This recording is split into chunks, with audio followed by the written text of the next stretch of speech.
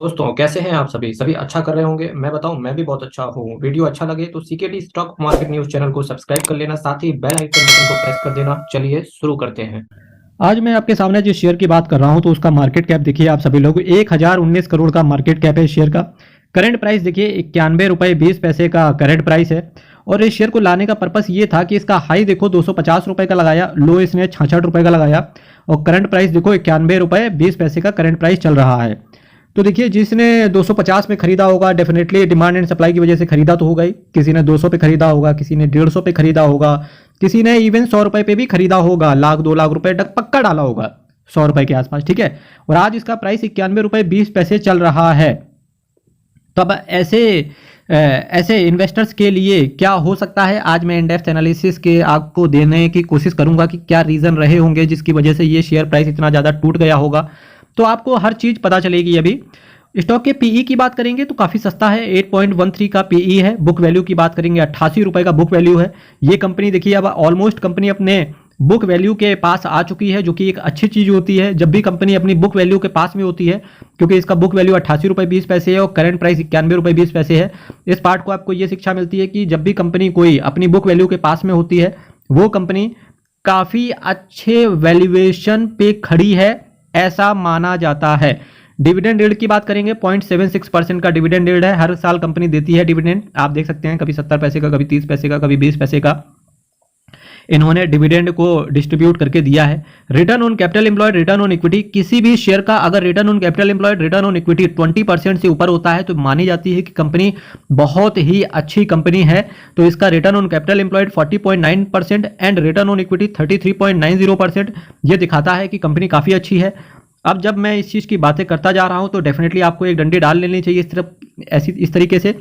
और आपको क्या करना चाहिए, अच्छी बातें एक तरफ लिखनी चाहिए और जो खराब बातें हैं एक तरफ लिखनी चाहिए। जिसका भी वेट ज़्यादा हो तो डेफिनेटली, अगर आप खराब बातें ज़्यादा हैं कंपनी के अंदर तो आपको एग्जिट लेना चाहिए या आपको इन्वेस्टमेंट नहीं करना चाहिए। अगर अच्छी बातें ज़्यादा हैं तो डेफिनेटली आपको या इन्वेस्टेड रहना चाहिए या इन्वेस्टमेंट करना चाहिए। ऐसा करना चाहिए। मैं कोई रिकमेंडेशन नहीं दे रहा हूँ। मैं कौन होता हूँ, मैं तो केवल फ्री में एजुकेशन बांट रहा हूँ आप सभी को।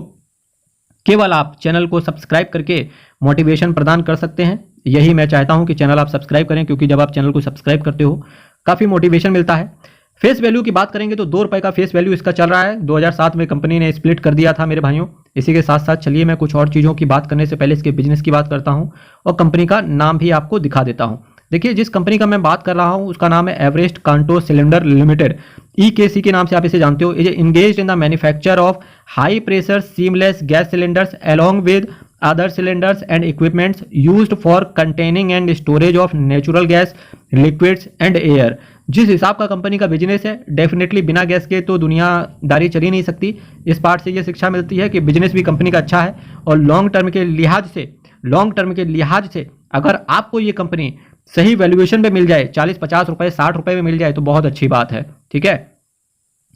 Company has reduced debt, company ने अपने डेट को कम किया है। Stock is trading at 1.04 times its book value, ये भी कंपनी के लिए अच्छी चीज है। Company has delivered good profit growth of 68.1% CAGR over the last 5 years, ये भी कंपनी के लिए 3 अच्छी चीजें हैं। अब कंपनी के पीयर कंपेटिटर से बात करेंगे। जब भी मैं पीयर कंपेटिटर दिखाता हूं तो आपको यहां से एक चीज नोट करनी चाहिए, एक चीज जरूर नोट करनी चाहिए कि क्या कॉम्पिटिटर का जो पीई रेशियो का मेरे मित्रों मतलब ये होता है कि कंपनी कितनी महंगी है अपने कॉम्पिटिटर से, ठीक है।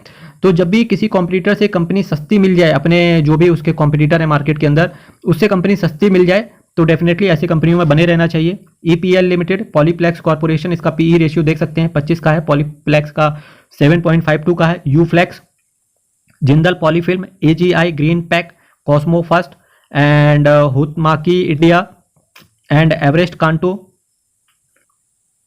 ये कुछ कंपनीज हैं जहां पर आपके लिए कॉम्पिटिटर रहेंगे अगर आप एवरेस्ट कांटो के अंदर जाते हो। तो एवरेस्ट कांटो के अंदर कुछ चीजें आप देखो कि 8.13 का इनका पीई है, ठीक है, 8.13 का। इससे कम जो पीई है वो कुछ कंपनियों का भी है। देखिए पॉलीप्लेक्स का 7.52 है, यूफ्लेक्स का 2.83 है, जिंदल पॉली का 2.08 है। पर एक चीज कॉमन है कि उन सभी के जो प्राइसेस हैं वो बहुत ज्यादा हैं। एवरेस्ट कांतो का जो प्राइस है, शेयर प्राइस है, वो बहुत कम है, केवल 91 रुपए का है। कंपनी ऑलमोस्ट बुक वैल्यू पे ही खड़ी हुई है। तो अगर मैं 91 रुपए के प्राइस के हिसाब से देखूं, मैं 100 रुपए के प्राइस के हिसाब से नहीं बता रहा, मैं 150 के प्राइस के हिसाब से नहीं बता रहा, ना ही मैं 200-250 के प्राइस के हिसाब से बता रहा हूं। क्योंकि अब मैं बात कर रहा हूँ आज की डेट पे, मैं चूंकि रिव्यू कर रहा हूँ इसका, तो 91 रुपए के प्राइस के हिसाब से मैं बात कर रहा हूँ, ठीक है। तो इसके हिसाब से देखिए तो कंपनी बहुत सटीक जगह खड़ी है, बहुत सटीक जगह लेने के लिहाज से खड़ी हुई है, ठीक है। इसके साथ साथ जब मैं कंपनी के फाइनेंशियल्स पे अगर मैं बात करूं, तो पीएनएल पे अगर मैं नजर डालूं इसके, तो सेल्स देखिए कंपनी की 381 करोड़ जून 2022 में थी। इसके साथ साथ 340 करोड़, फिर 256 करोड़। सेल पिछले 4 क्वार्टर से देखिए लगातार गिरती चली जा रही है, लगातार सेल गिर रही है। क्या एक्सपेंस भी गिर रहा है? जी हाँ, एक्सपेंस भी गिर रहा है। मार्च 2022 से देखिए 384 करोड़, 320 करोड़, 304 करोड़ एंड फिर 242 करोड़। कंपनी का एक्सपेंस भी गिर रहा है लगातार, कंपनी का सेल भी गिर रहा है पिछले 4 सालों से। 2022 में कंपनी ने कोई धमाकेदार कमाल धमाल मालामाल बिल्कुल नहीं किया इन्वेस्टर्स को। कंपनी लगातार गिरते हुए चली जा रही है, यही कंसर्न रहा होगा कंपनी के अंदर कि शेयर प्राइस करेक्ट होते हुए चला जा रहा है। तो मेरे मित्रों, जो नए इन्वेस्टर हैं उन्हें क्या करना चाहिए ऐसी कंपनी में? क्या कंपनी खराब है? तो अभी तक तो केवल एक पैरामीटर यही खराब मिला कि कंपनी का धंधा ही खराब होता चला जा रहा है, कंपनी को धंधा ही नहीं मिल रहा है। तो डेफिनेटली चूंकि गैस सिलेंडर का काम है ना, हो सकता है अडानी जी यहाँ पे कूद पड़े हों, ठीक है। तो फिलहाल मैं कुछ कह नहीं सकता, ऐसा मेरा पर्सपेक्टिव है, ठीक है, क्योंकि अडानी टोटल गैस भी आता है, अडानी ट्रांसमिशन भी है, ठीक है। तो अडानी के काफ़ी बिजनेस हैं, तो हो सकता है धंधा है इनका इसी वजह से गया हो नीचे। नेट प्रॉफिट की बात करेंगे तो नेट प्रॉफिट देखिए दिसंबर क्वार्टर में काफ़ी नीचे गिर गया, ऑलमोस्ट नेगेटिव नेट प्रॉफिट नजर आया।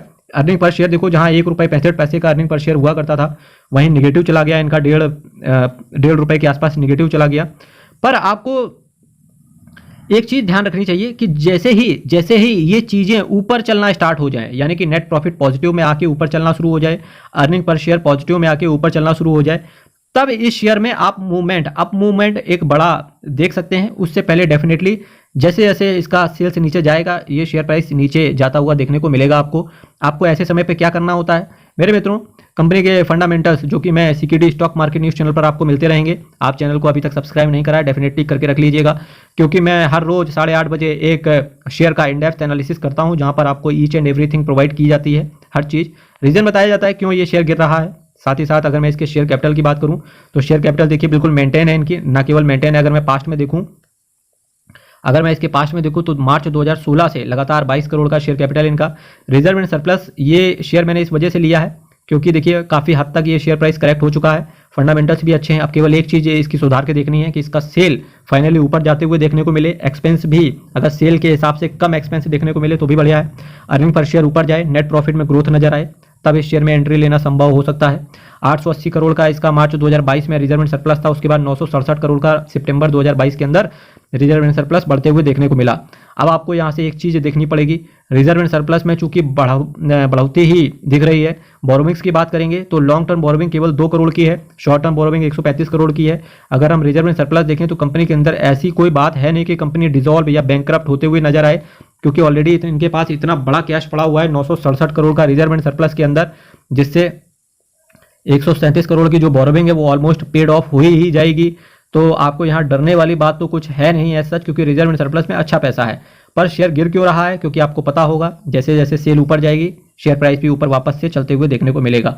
साथ ही साथ एक खराब चीज़ यहाँ से ये भी नजर आ रही है कि कैश फ्लो मार्च 2022 में नेगेटिव था, तो जो भी बंदा इस नेगेटिव कैश फ्लो को देख के एग्जिट हो लिया होगा तो आज मस्त रिटर्न उसने कमाया होगा EKC से भी। इसीलिए मैं आपसे कहता हूँ मार्च 2023 में एनुअल रिटर्न आने वाले हैं। किसी का भी कैश फ्लो अगर आपको नेगेटिव नजर आ जाए, चूंकि मैं तो वीडियो काफ़ी सारे शेयर्स के बारे में लेके आऊँगा, किसी का भी अगर कैश फ्लो आपको नेगेटिव नजर आ जाए तो डेफिनेटली बिल्कुल कान खड़े कर लेना, चौकन्ने हो जाना, कोशिश करना कि अगर आपको कंपनी फंडामेंटली या आने वाले क्वार्टर्स में वो रिजल्ट अच्छा पोस्ट नहीं कर रही है तो डेफिनेटली एग्जिट होना ही बेहतर रहता है।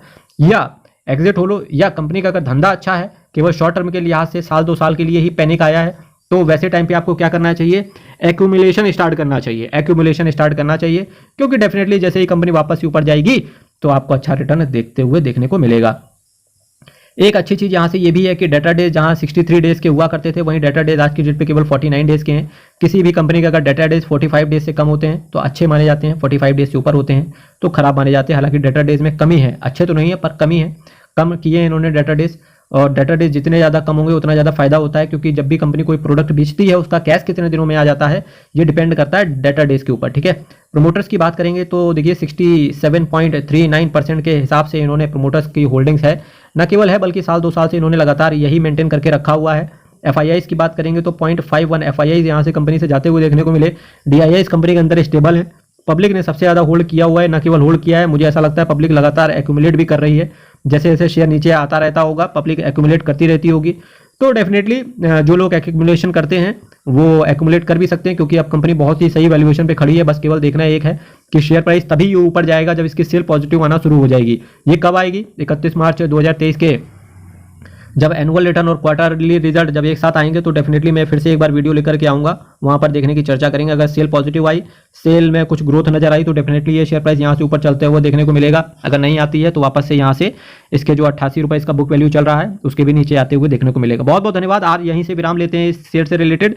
होप्स हो कि आपको चीज़ें समझ में आ गई होंगी कि ये शेयर प्राइस इतना ज़्यादा गिरने का रीज़न क्या था, ठीक है, बढ़ेगा कब और क्या स्ट्रेटेजी आपकी होनी चाहिए। मेरे मित्रों, कल फिर आपके साथ मिलेंगे सेम टाइम सेम चैनल। तब तक के लिए बहुत बहुत धन्यवाद। चैनल सब्सक्राइब करना बिल्कुल मत भूलिएगा। बहुत बहुत धन्यवाद।